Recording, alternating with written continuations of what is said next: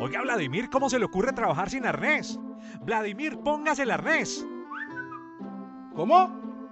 No escucho. ¿Qué? Oiga, papi, ¿qué le pasa? Sin elementos no se puede subir al andamio, le llega a pasar algo y me lo cobran como nuevo. Ah, sí, se me olvidó colocármelo, qué pena. No sea irresponsable y para trabajar quites esos audífonos. Si va a cantar que sea en la rocola de Doña Elvia, tenga cuidado, hombre. Ahora recibir asesoría personalizada en seguridad y salud en el trabajo con un experto es muy fácil. Ingresa a positiva.gov.co/en vivo. Servicio exclusivo para todos los afiliados a Positiva, Compañía de Seguros ARL. Positiva, líder en la transformación digital, aplicada en la gestión de los riesgos laborales. Comprometidos con la prevención. Que esté asegurado en riesgos laborales no significa que sea inmortal. Entendido, jefe. Colombia, potencia de la vida.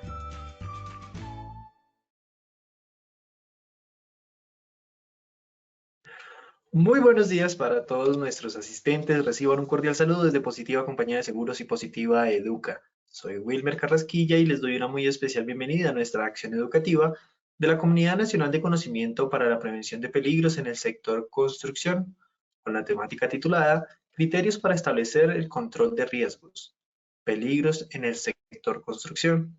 Damos la bienvenida a nuestra experta de la comunidad, la ingeniera Erika Lisset Serrano Prada.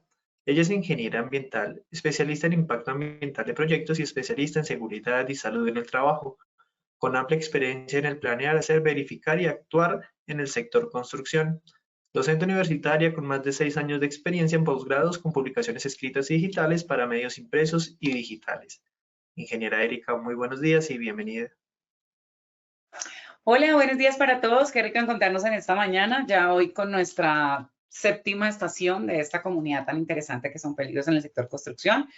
Una mañana un poco fría aquí en la sabana de Bogotá, pero bueno, bienvenidos sean todos ustedes a esta séptima estación y bueno, vámonos con el sondeo a ver cómo nos va el día de hoy. Muchas gracias, ingeniera. Claro que sí. Vamos entonces con nuestro sondeo inicial. Le recordamos a nuestros participantes, realizaremos un sondeo al inicio y otro al final de nuestra acción educativa. El objetivo de este sondeo inicial es saber con qué conocimientos previos llegan nuestros participantes a este evento web.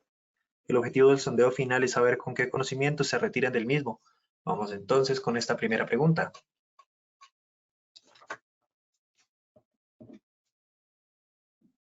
Los criterios a evaluar para establecer el control de riesgos corresponde a probabilidad más consecuencia, B, probabilidad por consecuencia, C, probabilidad menos consecuencia.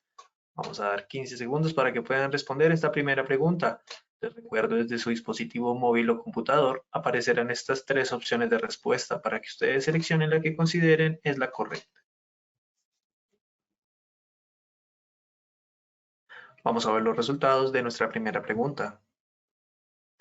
A, probabilidad más consecuencia, un 40%, B, probabilidad por consecuencia, un 48%, C, probabilidad menos consecuencia, un 12% de respuesta. Pasamos a nuestra segunda pregunta. ¿Qué controles son parte de la jerarquía de controles? A, eliminación, sustitución, EPPs. B, fuente, medio y trabajador. C, probabilidad y consecuencia. 15 segundos para responder. Es la que está ahí.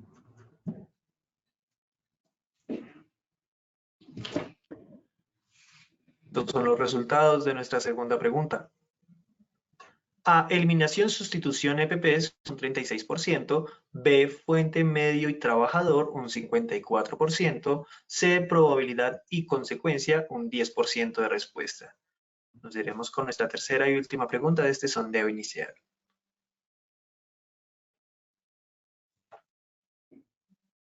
¿La jerarquía de controles es obligatoria en control de riesgos? Esto es así o B, no.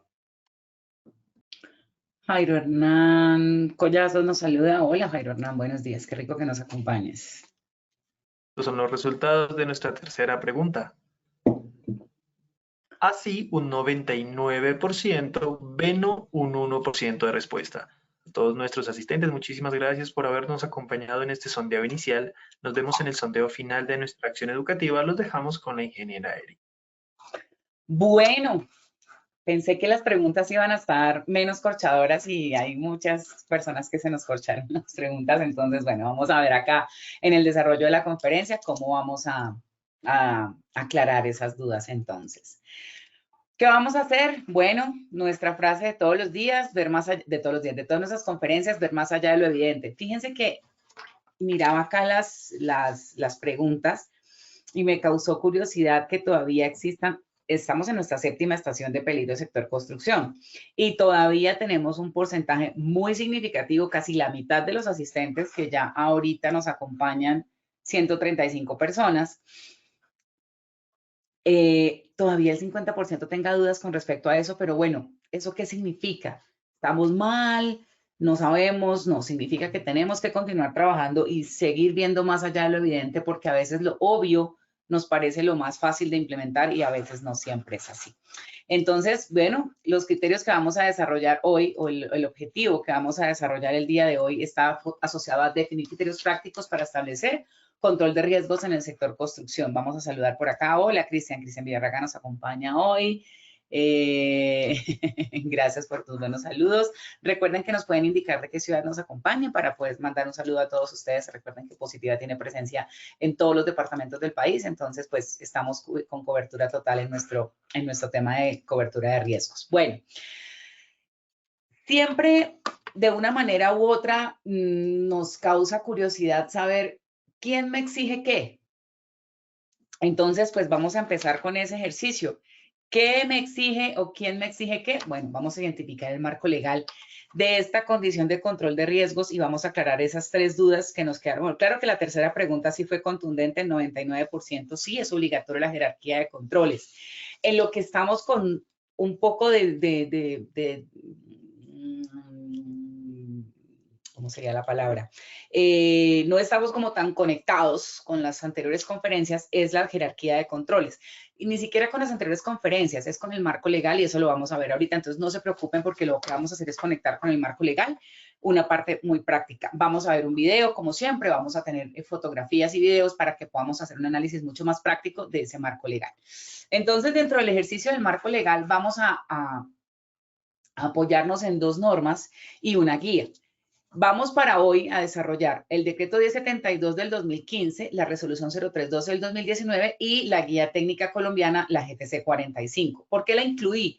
Aunque no es un marco legal obligatorio, porque es una guía que nos permite establecer una jerarquía de controles que la toma o la adoptó el decreto 1072, que es ahí donde me causó curiosidad y voy aquí a abrir de una vez. Voy a abrir el decreto 1072 en el capítulo 6 y me voy acá, control F, jerarquización. Entonces, me voy a ir a este artículo que está en la norma y con base en eso vamos a desarrollar este marco legal. Y vamos a abrir nuestra GTC 45 también, aquí, y vamos a irnos al anexo donde está la jerarquía de controles, porque me causó curiosidad y creo que estamos confundiendo los controles existentes con las medidas de intervención o la jerarquía de controles que establece la normatividad, pero no importa, para eso estamos acá en Positiva Compañía de Seguros. ¿Ya cuántas personas nos acompañan? 150, voy a saludarlos un poquito. Buenos días, Adriana Patricia nos saluda, John Mario Salazar, buenos días, Marta Lucía Ortiz, hola Marta Lucía, siempre tan juiciosa atendiendo aquí a nuestro llamado. Luz Yesenia Verdal, un saludo desde la ciudad de Ibagué. Un abrazo para todos mis amigos de Ibagué. Bueno, muy bien, Cristian nos hace un aporte acá interesante que no es como que la profesión implica estar actualizándose todo el tiempo y estar capacitándose todo el tiempo para aprender varias cosas todo el tiempo. Eso está muy bien, Cristian, me alegra mucho que lo tengas súper claro. Hola, Mayerly desde Sogamoso, qué bueno saludarte, mi mona hermosa. Bueno, entonces, bienvenidos sean todos ustedes y dentro del marco legal vamos a arrancar por el decreto 1072 y vamos a guiarnos con este decreto para poder entender un poco cuál es la dinámica del marco legal de este tema el día de hoy. El artículo 22468 habla de las obligaciones de los empleadores. Y en el numeral 6 está establecido que dice, gestión de los peligros y riesgos. El empleador debe adoptar disposiciones efectivas para desarrollar las medidas de identificación de peligros, evaluación y valoración de los riesgos y establecimiento de controles que prevengan daños en la salud de los trabajadores y o contratistas en los equipos e instalaciones. Aquí me voy a detener un poco porque es muy común encontrar, y lo digo porque estuve en comisión ahorita con un proyecto que tengo en una zona muy distante de Colombia, que un saludo para toda mi gente de Amazonas, que estuve la semana pasada en Amazonas, y bueno, un abrazo para Osquitar, que nos acompañó, un saludo para todas las personas que nos acompañaron en esta comisión allá en Amazonas. ¿Qué es lo que sucede dentro de este ejercicio? Y nos encontramos en muchas obras de nosotros.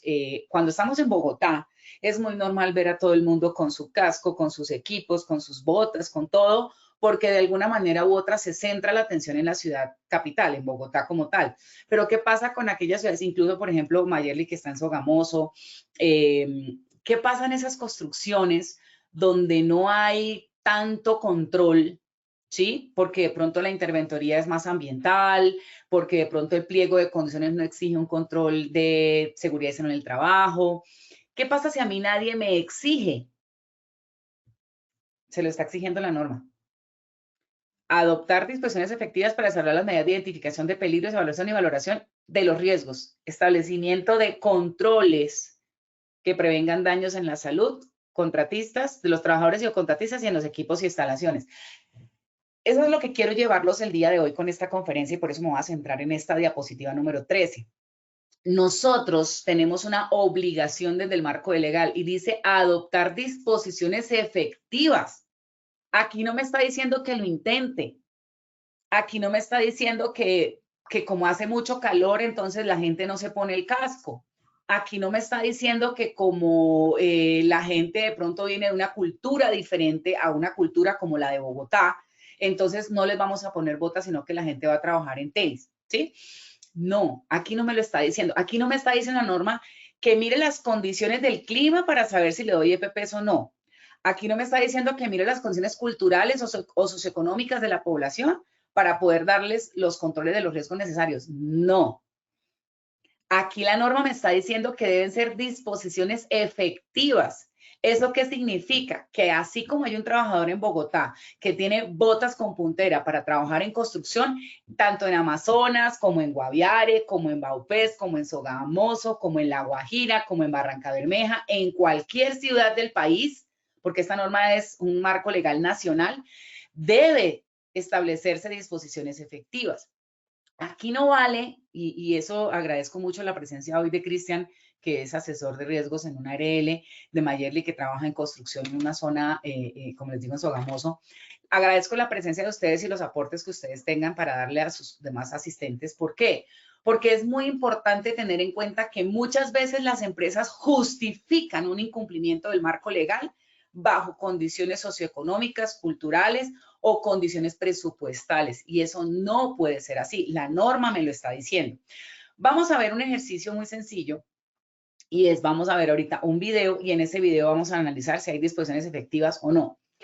El contratista nos mencionaba, ingeniera, nosotros tenemos las botas, se las hemos dado, pero el trabajador no se las pone. ¿De quién es la responsabilidad? Aquí la norma dice adoptar disposiciones efectivas. Claro, el trabajador tiene unas obligaciones como cumplir con los controles de riesgos, cumplir con los procedimientos, acatar las recomendaciones, asistir a las capacitaciones, bueno, todo lo que ya sabemos, pero realmente la obligación con el Estado colombiano es del empleador. Y el empleador no puede argumentar que porque el trabajador no se quiere poner las botas. Ahora, ¿qué pasa también? Hay que ser muy consciente en estos departamentos. De hecho, yo lo viví. Para ir desde, por ejemplo, Leticia a Puerto Nariño, solo entra chalupa, lancha. Entonces, todos los materiales, acero, cemento, ladrillo, todo lo que tenga, adoquín, todo tiene que entrar por lancha. Y cuando el río está seco, toca con esas lanchas pequeñas de motor pequeño. También es cierto que no todo el mundo tiene la disposición para trabajar en construcción, porque pues digamos que estas poblaciones viven del turismo o de otro tipo de actividades económicas como el comercio, y de pronto construcción en esas condiciones, digamos, como del clima, en las condiciones del rendimiento, ¿sí? Un saludo para la ingeniera Marley, nuestro apoyo también en Amazonas, que habla y controla mucho ese tema del rendimiento. ¿Qué pasa con el rendimiento?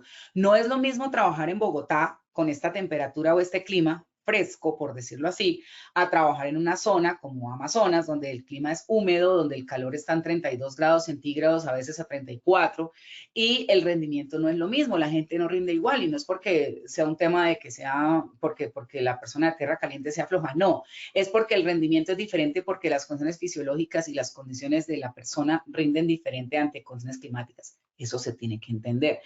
Pero es que mire lo que me está diciendo la norma, adoptar disposiciones efectivas. Aquí entra una discusión y es la siguiente. Si yo sé que mi trabajador no se va a poner un casco porque hace calor y porque suda, pues yo no le voy a entregar un casco de esos cascos ya utilizados y los que ya no tienen ni siquiera aquí la banda de protección del sudor, porque obviamente el trabajador no se lo va a poner. Entonces, mi efectividad no está en entregarle un casco. Yo cumplí con entregarle, él no se lo quiere poner, no, porque eso es como un niño chiquito. Yo soy responsable de ese trabajador. En ese orden de ideas. Yo tengo que buscar el casco que se acomode o adapte a las condiciones climáticas de la región para que la persona lo pueda utilizar sin que se le vuelva una traba o se le vuelva a él un complique. Ah, no, entonces ahora tenemos que usar cascos con no sé qué. Pues entonces yo no le voy a dar cascos de cachucha, de visera de cachucha. Les voy a dar casco tipo minero para que les proteja la parte de atrás. No, voy a conseguir unos, no recuerdo si Maye o Cristian me ayuda, ¿cómo se llaman estos? Los que son como unos sombreritos que se ponen encima del casco, no debajo, porque debajo no se debe colocar nada del casco, sino encima, para proteger con una ala más ancha el calor. Entonces yo tengo que adoptar disposiciones efectivas. Entonces unos cascos que tengan aquí la banda protectora para que amortigue el sudor y no se les escurra en los ojos, y les voy a colocar los elementos para que tengan una mayor frescura y una mayor sombra en estas condiciones climáticas. Eso es una disposición efectiva, y ahí sí estoy segura que el trabajador, sumado a capacitaciones, sumado a inspecciones y sumado a un apoyo continuo, sí va a utilizar el casco. Lo mismo pasa con las botas. Si yo les voy a dar unas botas que en esa temperatura, por el material del que están hechas, se calienta y le genera sofoco, le genera de pronto lesiones al trabajador por exceso de sudoración, etcétera, pues no va a ser efectivo. El trabajador no se va a colocar esas botas, va a preferir colocarse unos tenis porque se siente más cómodo. Entonces, las botas que yo le voy a dar deben adaptarse a unas condiciones climáticas, deben ser, no sé, botas unos tipo tenis, que tengan puntera y que sean transpirables y que sean frescas para el trabajador. A eso me refiero. Entonces, no hay una excusa o un argumento válido para decir es que el trabajador no se quiere poner el elemento. Lo que yo estoy viendo y lo que estamos detectando es que no es que el trabajador no se quiera poner el elemento, es que el elemento que yo le entrego es estándar y no se adapta a las condiciones del trabajador. Ese es el problema que estamos siendo. No estamos siendo efectivos. Ahora, es importante que consideremos también, si nosotros dentro del ejercicio de control de riesgos hacemos un pedido estándar de EPPs, vamos a suponer en la zona que les estoy mencionando, donde no llegan sino las cosas por lancha.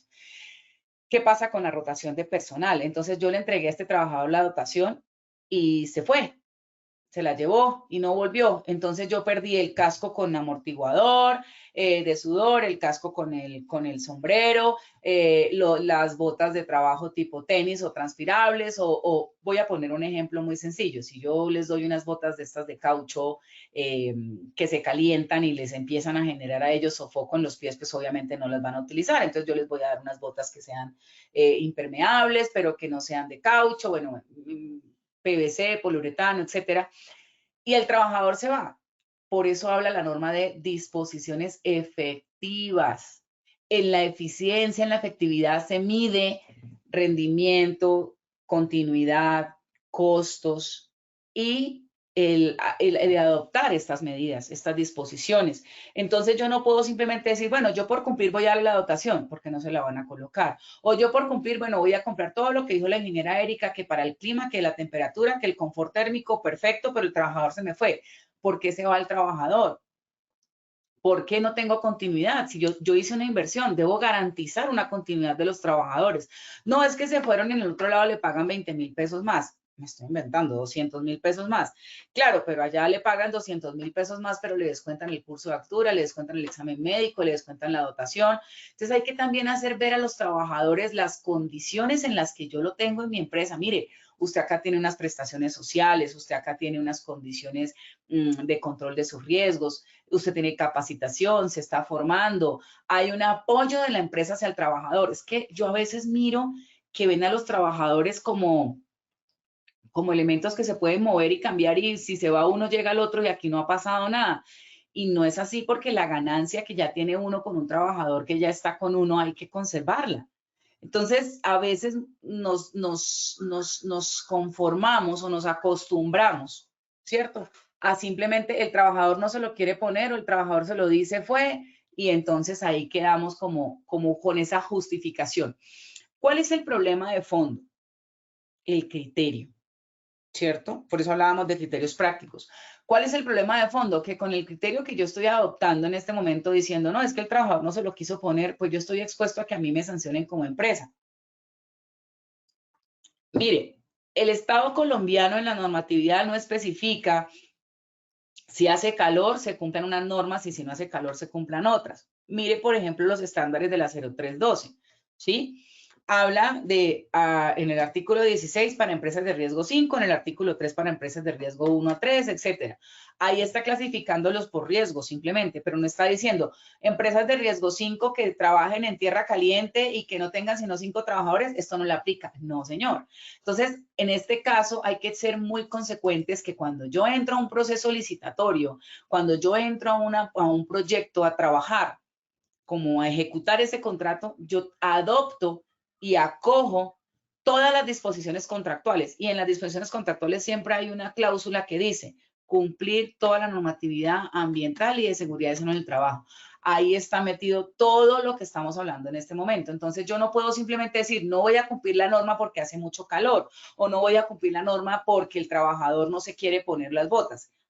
En ese orden de ideas, cuando hacíamos la pregunta de los criterios a evaluar, decíamos que probabilidad por consecuencia, solo el 48% contestó B. ¿Qué pasa? Y vamos a ver aquí la fotografía. Un segundo, me voy a adelantar un poquito. Aquí.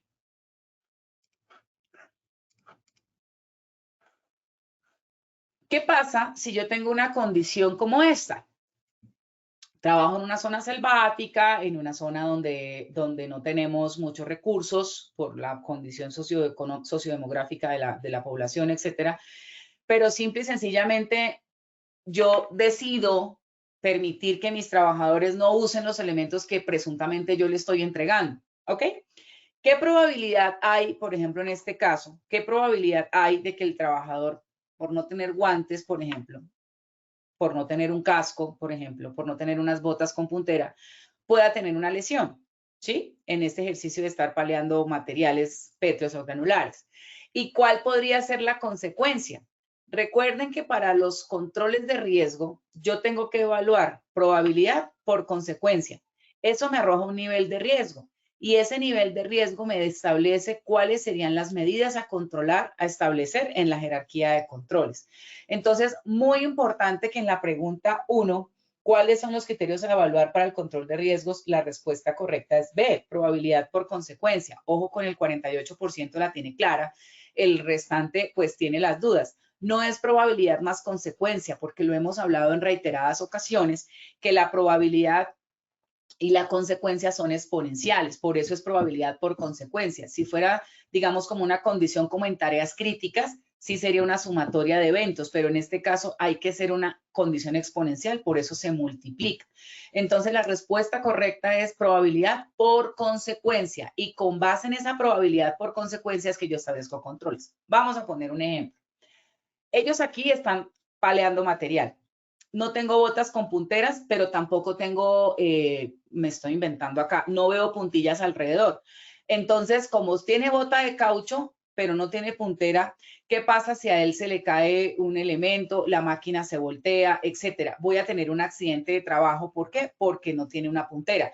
Erika, con puntera o sin puntera, si se le cae esa mezcladora, le va a fracturar el pie. Sí, pero de alguna manera u otra, el control establecido en el trabajador, el elemento de protección personal, mitiga, ¿cierto?, el impacto que pueda ocasionar esa presunta lesión que pueda llegar a tener.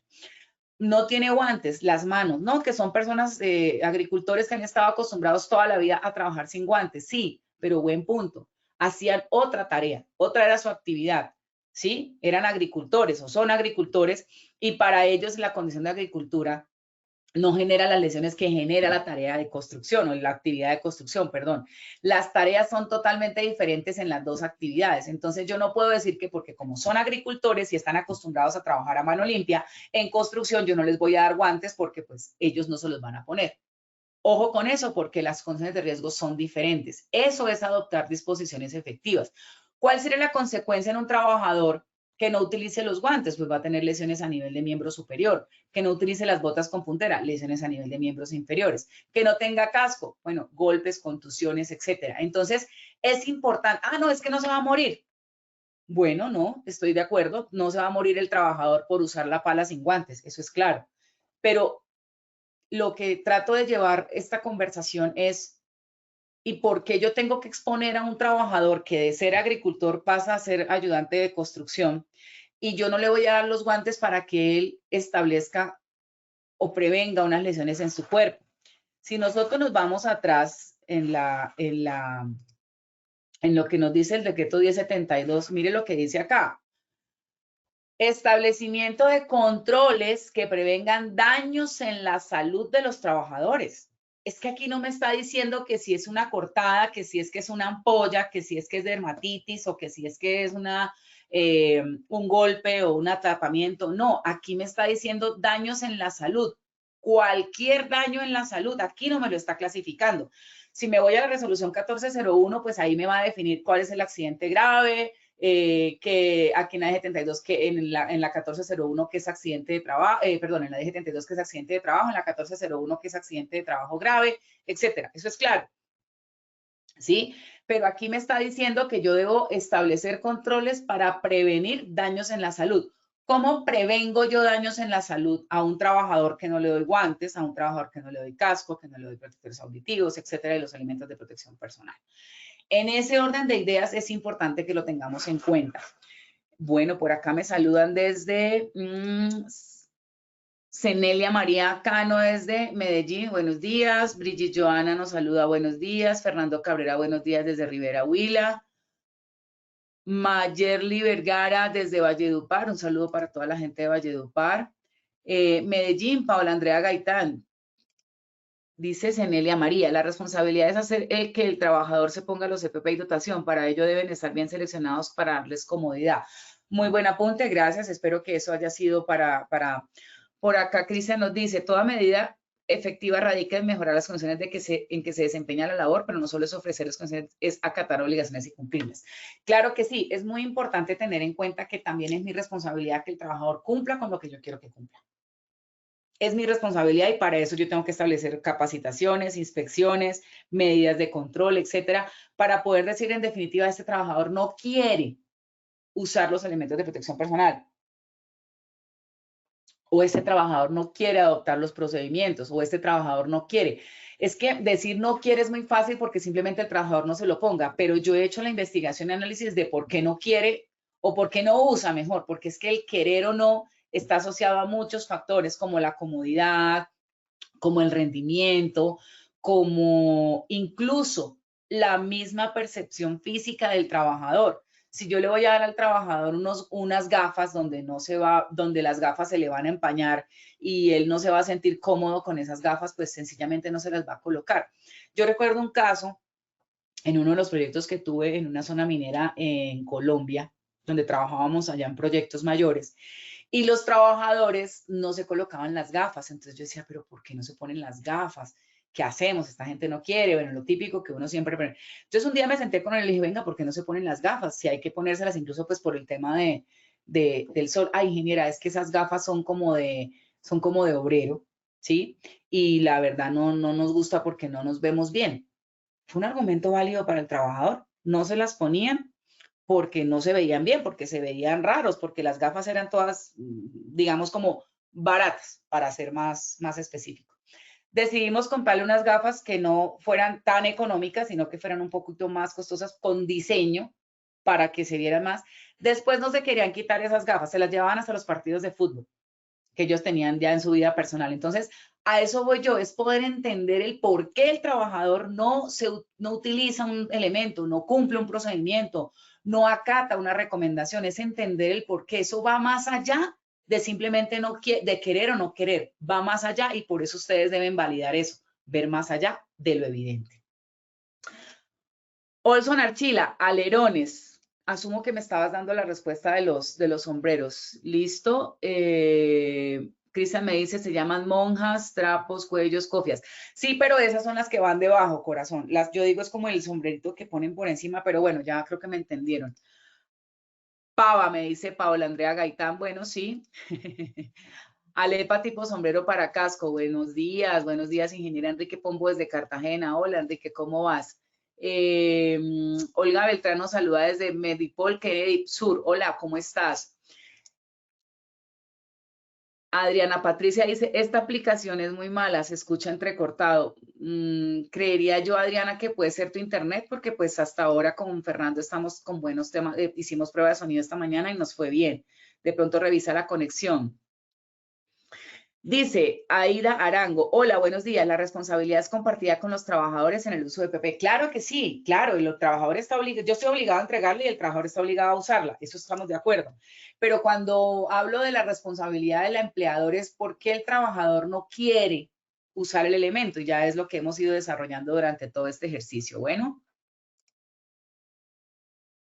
Dice Robin Herney, ¿estas sesiones educativas son tan solo para los responsables de SST o para todos los trabajadores afiliados a la ARL? Para todos los trabajadores afiliados y no afiliados a la ARL. Estos son talleres web que son dirigidos a toda la población nacional para que tengan acceso a conocimiento. Esto puede funcionarles como capacitaciones. Si ustedes quieren, por ejemplo, hacer capacitación en el mes con sus trabajadores, entonces ustedes pueden citar a sus trabajadores a esta conferencia, que se inscriban y ellos pueden obtener su certificado y va a ser muy interesante porque va a valer como la capacitación de la semana o del mes, dependiendo de lo que ustedes quieran, o en diferido, nos pueden encontrar en Posipedia.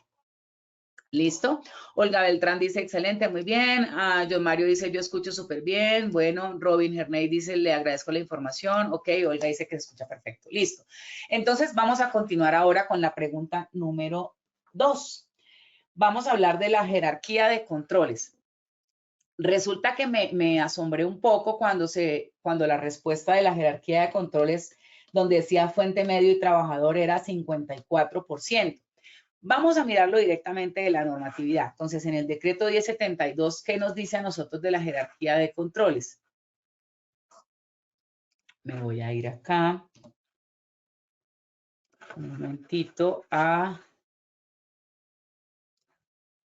esto. ¿Me confirman si pueden ver, Fernando, si pueden ver la página donde está el PDF? No, señora. Ok. ¿Me puedes enviar nuevamente entonces espera un segundo. Están viendo la presentación en este momento, ¿cierto? Sí, señora. Bueno, entonces vámonos con el documento legal. No sé, acá está. Listo. Ahora sí están viendo el artículo 224624, ¿cierto? No, señora. Tan raro, pero bueno. Dame un segundo. Miro a ver qué es lo que pasa. ¿Ahí lo están viendo? Un PDF. Ahora sí. Perfecto. Entonces, en este PDF me voy a girar porque tengo la otra cámara, pero el otro computador, pero estoy aquí para poderles compartir las dos pantallas al tiempo. Entonces, el artículo 2264-624 del decreto 1072 establece lo siguiente. Dice, las medidas de prevención y control, voy a ampliarlo un poquito más para que lo vean mucho mejor. Dice, las medidas de prevención y control deben adoptarse con base en el análisis de pertinencia, teniendo en cuenta el siguiente esquema de jerarquización. La norma me obliga a tener en cuenta esta jerarquización. eliminación, sustitución, controles de ingeniería, controles administrativos, equipos y elementos de protección personal. Cuando el 54% contestó que era fuente, medio y trabajador, en la norma no me habla de esa jerarquía de controles. Donde lo menciona o donde está establecido son en controles existentes en la GTC 45. Que esto, como GTC 45, no es un marco legal obligatorio, es una guía. Entonces, para que por favor no se confundan en el sondeo final. Los controles existentes se evalúan en fuente, medio y trabajador, pero los existentes. La jerarquía de controles que yo voy a proponer después de haber hecho la evaluación de riesgos de mi matriz de peligros con base en cualquier metodología, en este caso la que estamos viendo que es la GTC 45, las medidas de jerarquización de controles están establecidas en este orden y son 5. Eliminación del peligro o riesgo, sustitución, controles de ingeniería, controles administrativos, equipos y elementos de protección personal y colectivo. Entonces, para que lo tengan en cuenta, dentro del ejercicio que estamos analizando. Volvimos a la presentación. Fernando, ¿se está viendo la presentación nuevamente? Sí, señora. Listo. Entonces, volvemos. Artículo 224.624, las medidas de prevención y control. Y fíjense lo que dice la norma. Las medidas de prevención y control deben. Cuando es un debe, es obligación. Adoptarse. Ahí no dice adaptarse, dice adoptarse, o sea, es obligatorio que acojan este esquema de jerarquización. Entonces, yo no puedo simplemente en un control de riesgos irme de una vez a elementos de protección personal. No, es que ya le di casco, botas, tapaoídos, guantes, etcétera. No, ¿y dónde está la eliminación, sustitución, control de ingeniería? Muchos no estamos de acuerdo o no están de acuerdo con esta situación, pero la norma lo estableció así. O sea que yo primero debo hacer una eliminación. Si no puedo hacer eliminación, voy a hacer sustitución. Si no puedo hacer sustitución, entonces hago controles de ingeniería. Luego hago controles administrativos y de último, elementos de protección personal.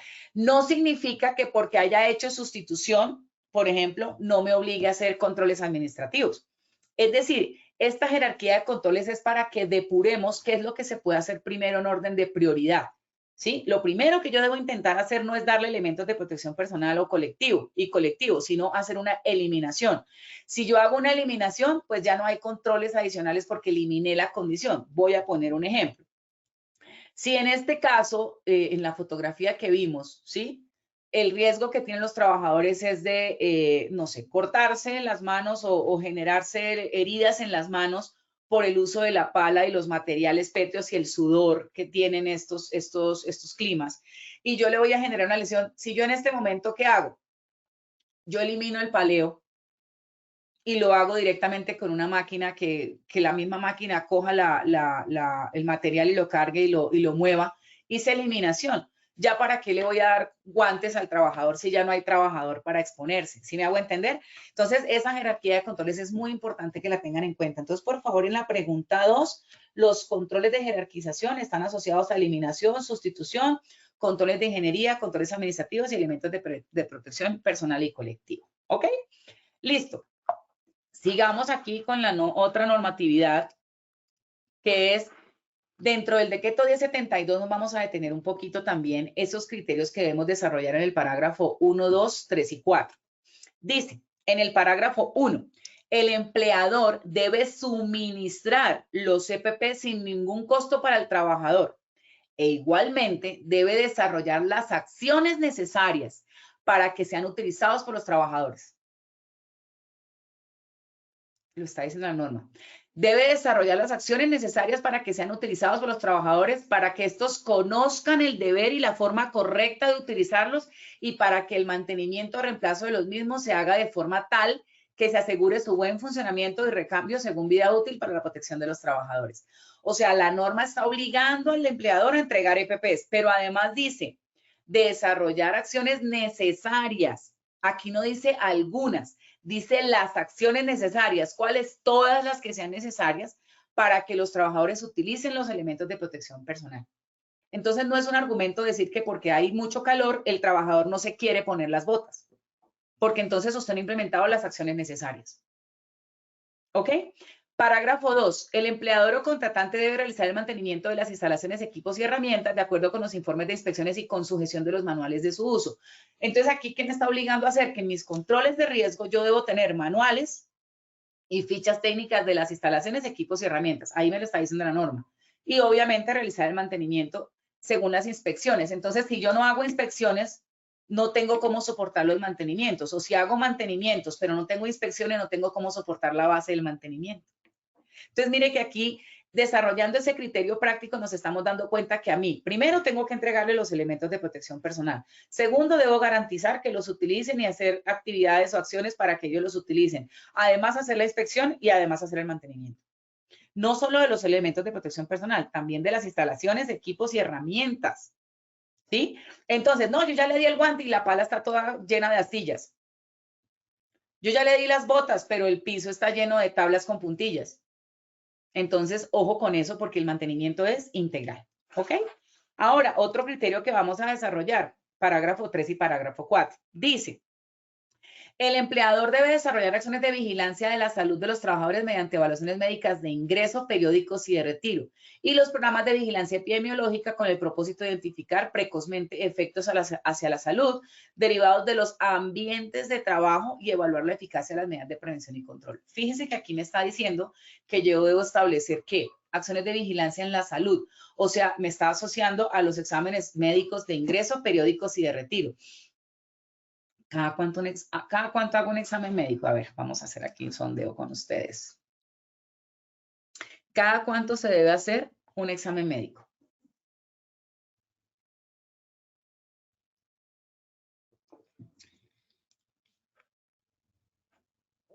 Entonces, la resolución 2346 también nos define cuántos exámenes médicos deben ser, que el de ingreso, el periódico, el de retiro, el posincapacidad, etcétera. Pero la periodicidad, ¿quién la define? Entonces, vamos a escucharlos acá, vamos a leerlos acá. Bueno, entonces, la periodicidad debe estar definida en un documento que se llama profesiograma. Y esa periodicidad está asociada ¿a qué? Al tipo del cargo y las tareas a desarrollar y el nivel de riesgo o los riesgos derivados de esas tareas a desarrollar. Entonces, lo hemos hablado en conferencias anteriores donde decimos que por acá dice Brigitte cada 6 meses, Juliana dice el examen periódico cada año dice Norbey Pavas.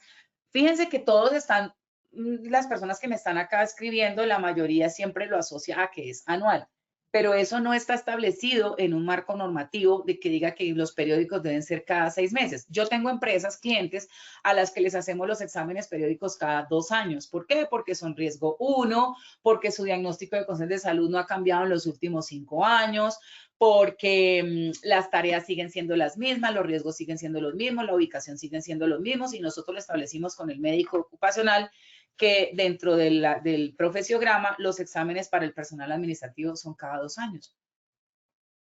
Hay empresas que los establecen cada 6 meses, cada 3 meses, cada año.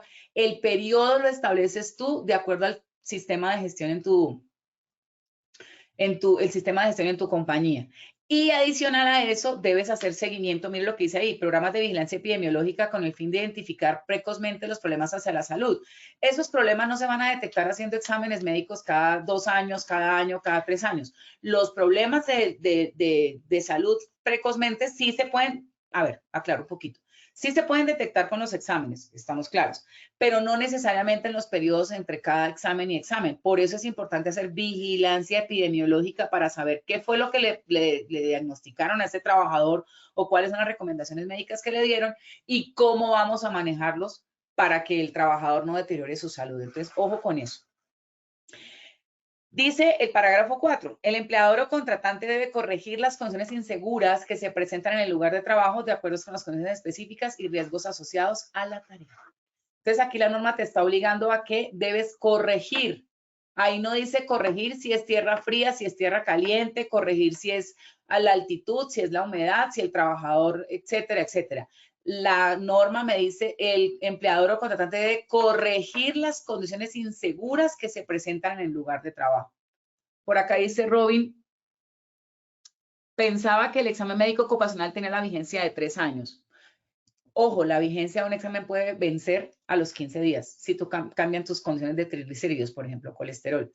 Si tú llevas 15 días comiendo desaforadamente, no te cuidas en tu alimentación, sin hacer ejercicio, bueno, no sé, tus paraclínicos pueden cambiar. Entonces, ni siquiera hay que esperar 1 año, 2 años, ni 3 años, sino a los 15 días ya cambiaron tus condiciones de seguridad, tus condiciones fisiológicas. Entonces, por favor, para que lo tengan en cuenta, pero muy buen apunte.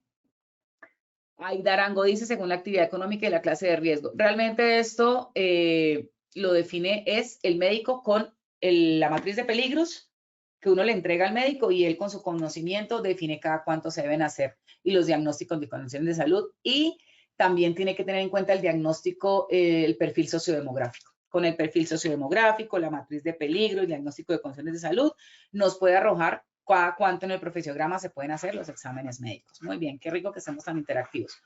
Ahora, si nosotros nos vamos a ver la resolución 0312, que es otra de las normas que nosotros tenemos que cumplir, que es la de los estándares mínimos del sistema de gestión, la evaluación de los estándares mínimos, dice en el artículo 16, que es la que nos aplica a nosotros en el peligro del sector construcción, porque somos riesgo 5.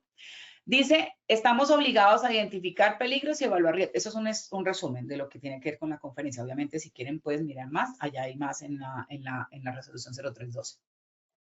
Medidas de prevención y control de riesgos, aplicación de las medidas por parte de los trabajadores, procedimientos instructivos internos de seguridad en el trabajo y entrega de EPPs adecuados. Miren que el artículo 16 de la 0312 me está diciendo aquí les tengo un resumen, no es que solamente diga eso, dice más cosas, pero les traje lo que tiene que ver con la conferencia. Fíjense que está obligando al empleador a hacer estas actividades, entrega de EPPs adecuados. Entonces yo no le voy a entregar unas botas que le acaloren más al trabajador teniendo en cuenta las zonas de clima, si debo considerar que las botas que usan en Bogotá no son las más botas que se deben utilizar en La Guajira, por ejemplo. ¿Sí? Ojo con eso. Ah, es que la ingeniera Erika ahora dijo que tocaba cambiar los EPPs. Vuelvo y digo, ustedes deben hacerlo con base en la condición del trabajador y la condición de la tarea y las condiciones del trabajador para que puedan validar cuál es el elemento más adecuado. ¿Ok? Y mire que dice aquí, medidas de prevención y control de riesgos, o sea, debemos establecer las medidas de prevención y control de riesgos, y ahora también dice, aplicación de las medidas por parte de los trabajadores, y yo lo debo evidenciar. O sea, que el trabajador adopte las medidas que yo le doy, que las aplique, es obligación mía, y yo debo evidenciar y garantizar que él aplique las medidas por parte del trabajador. Yo debo garantizar que él implemente, que él aplique, que él cumpla con las normas de seguridad en el trabajo. Es una responsabilidad del empleador. A veces uno dijera, pero fue puchica, todo para el empleador. Yo como empresaria lo digo, a veces uno dice, pero todo para nosotros, y ¿cómo hacemos para cumplir con tanta norma y con tanta cosa y con tanto tema? Bueno, pues lastimosamente la norma no es selectiva en el número de trabajadores, en el tipo de actividad económica. Por ejemplo, nosotros, actividad económica de nosotros, estamos clasificados en riesgo 5 porque nosotros trabajamos dentro de obras, hacemos proyectos para obras, pero nuestro trabajo mayormente es en oficina. Entonces deberíamos ser riesgo 1, pero pues en las obras nos exigen que seamos riesgo 5. Entonces ahí es donde uno dice, bueno, pues nos toca cumplir con el máximo, si no simplemente pues cambio de actividad económica. Pero realmente no puedo estar justificando que porque mi actividad económica es de riesgo 5, pero yo solamente tengo 2 trabajadores y que van cada 2 meses a una obra, entonces ¿por qué tengo que cumplir con todo? Pues entonces uno tiene que replantearse un poco esa estructura.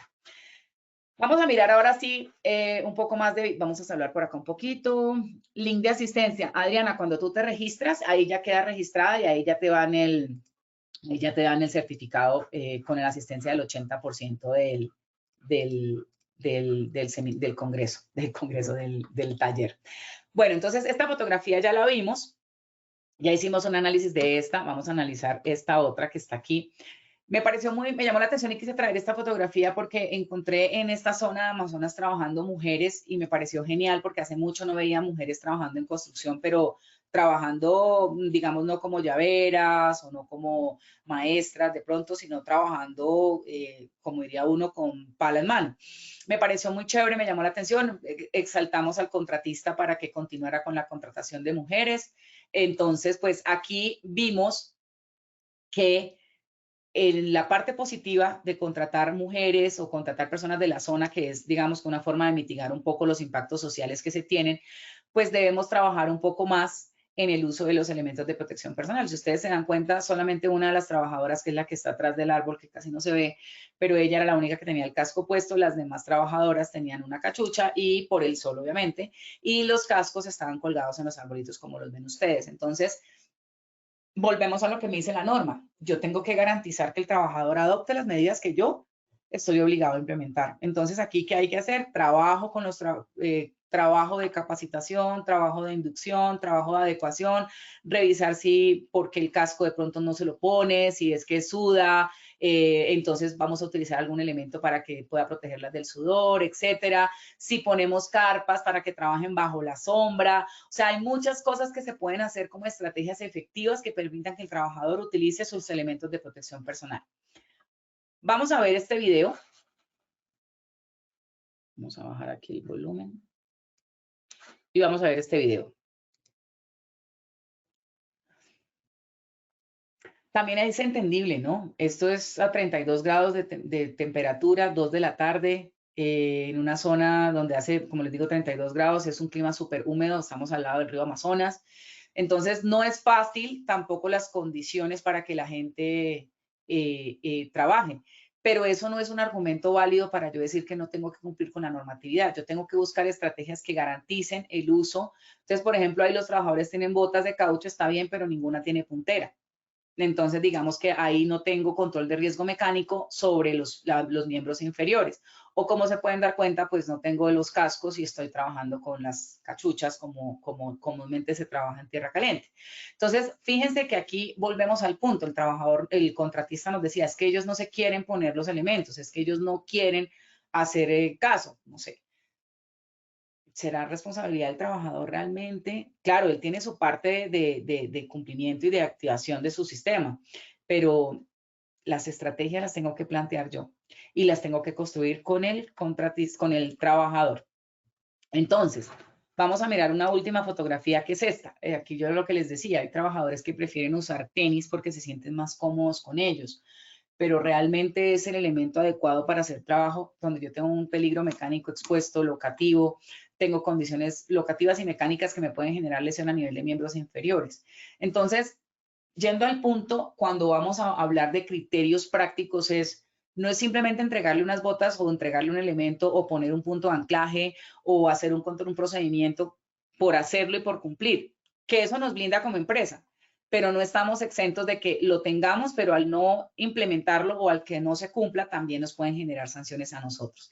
Entonces, en ese orden de ideas, pues espero que haya sido del agrado de ustedes. Tercera pregunta, pues la tenemos súper clara. Sí son obligatorios los controles de la jerarquía de control, porque pues están establecidos en el decreto 1072. Entonces, pues vámonos con el sondeo a ver cómo nos fue el día de hoy. Ingeniera Erika, muchísimas gracias por tu intervención. Vamos entonces con esta primera pregunta de nuestro sondeo final. Nos dice nuestra primera pregunta, los criterios a evaluar para establecer el control de riesgos corresponde a probabilidad más consecuencia, B, probabilidad por consecuencia, C, probabilidad menos consecuencia. 15 segundos para que puedan responder esta primera pregunta. Por acá Juan Ignacio me dice, ingeniera Erika, yo tengo una mujer como oficial en obra blanca. Qué bueno, las mujeres somos muy detallistas para las obras blancas. Vamos a ver los resultados de nuestra primera pregunta. A, probabilidad más consecuencia, un 34%. B, probabilidad por consecuencia, un 64%. C, probabilidad menos consecuencia, un 2% de respuesta. Ingeniera, ¿qué tal nos fue en esta primera pregunta? Bueno, muy bien, subimos del 48 al 64. Los criterios que debemos tener en cuenta son B, probabilidad por consecuencia, entonces muy bien por el 64%. Los demás seguiremos trabajando para que estas cosas al final de las rutas del conocimiento podamos estar todos en un 90 a 100%. Ingeniera, muchísimas gracias. Vamos con nuestra segunda pregunta. ¿Qué controles son parte de la jerarquía de controles? A, eliminación, sustitución, EPP. B, fuente, medio y trabajador. C, probabilidad y consecuencia. 15 segundos para responder. Vamos con los resultados de nuestra segunda pregunta. A, eliminación, sustitución, EPP, un 59%. B, fuente, medio y trabajador, un 36%. C, probabilidad y consecuencia, un 5%, ingeniera. Bueno, ¿qué controles son parte de la jerarquía y que son obligatorios? La respuesta correcta es A, eliminación, sustitución EPP, muy bien por el 59%. El 36% que todavía tiene la duda con fuente, medio y trabajador, recuerden que fuente, medio y trabajador son los controles existentes, pero los que yo tengo que proponer de acuerdo a la jerarquía de controles son eliminación, sustitución, controles de ingeniería, controles administrativos y elementos de protección personal y colectivos. Entonces la respuesta correcta es A, 59%, que les fue muy bien. Ingeniera, mil gracias. Vamos con nuestra tercera y última pregunta de esta acción educativa. ¿La jerarquía de controles es obligatoria en control de riesgos? Esto es A sí o B no. A todos nuestros participantes, muchísimas gracias por habernos acompañado en este sondeo final. Estos fueron los resultados de la tercera pregunta. A sí, un 98%, B no, un 2%, ingeniera. Bueno, efectivamente la respuesta correcta es A, si es obligatoria la jerarquía de controles, tal como se los mostré en el decreto 1032. Entonces, muy bien por el 98% de las 245 personas que ya nos acompañan el día de hoy. Entonces, bueno, muchas gracias. Espero que haya sido un conversatorio bastante interesante y bueno, que nos veamos en una próxima oportunidad. Que tengan bonito día y bonita semana. Ingeniera Erika, mil gracias a ti por habernos acompañado en este espacio académico. Igualmente te deseamos un excelente día, una excelente semana y nos veremos en nuestro próximo evento web. De igual forma, le agradecemos a todos ustedes, nuestros asistentes, por habernos acompañado en esta acción educativa. Los invitamos a que conozcan nuestro Centro Virtual de Enseñanza y Aprendizaje Posipedia, www.posipedia.com.co, donde encontrarán todas nuestras comunidades de conocimiento y mucha más información para que sigan conectados con nuestro Plan Nacional Multimodal de Educación. También queremos invitarlos a descubrir todas las secciones educativas que tenemos para ustedes en www.posipediatalleresweb.com o siguiéndonos por medio de nuestro canal de WhatsApp Positiva Educa. Pueden hacerlo escaneando el código QR que les aparecerá en pantalla o copiando el enlace desde su celular. Recuerden que el certificado de este evento web se generará para todos nuestros afiliados de 1 a 8 días hábiles después de terminada la acción educativa y podrán acceder a él por medio de nuestro portal Posipedia en la sección Edúcate. Agradecemos diligenciar la encuesta de satisfacción que les aparecerá al finalizar el evento web. Los dejamos con el siguiente audio coaching. Que tengan un muy buen día.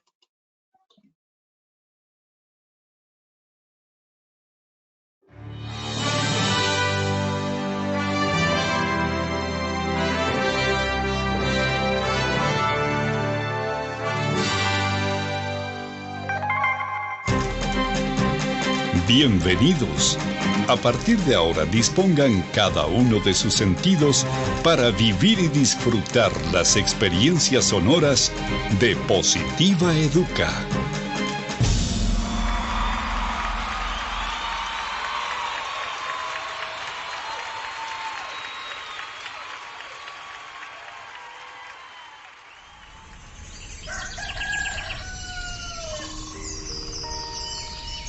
Llega un nuevo día. Abro mis ojos y la luz del sol me saluda alegre diciendo con todo el brillo de su voz que una nueva oportunidad ha comenzado para mí. Que todo lo que pasó ayer se quedó solo en el ayer. Que lo dicho y lo hecho nunca podrán repetirse de la misma manera. Por eso, de nada servirá que me desgaste pensando en si lo pude haber dicho mejor o hecho mejor. No hay nada más importante que lo que suceda hoy.